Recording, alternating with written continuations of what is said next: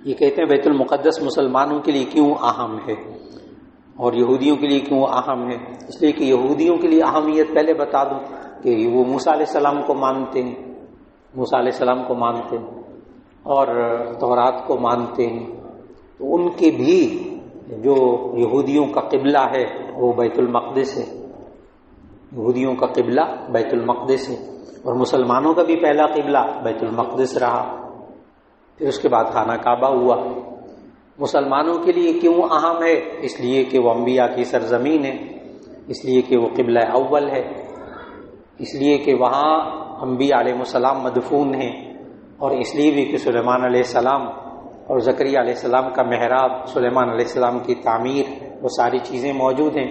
تو مسلمانوں کا تعلق بھی ہے مسجد اقصیٰ کے ساتھ اور بیت المقدس کے ساتھ، اور بیت المقدس یہ مقدس شہر ہے۔ تو اس کی میں نے اپنی ترتیب دیا ابھی، تقریباً 27 کے قریب پوائنٹس ہیں کہ کیوں فلسطین ہمارے لیے کیوں اہم ہے اور مسجد اقصیٰ ہمارے لیے کیوں اہم ہے۔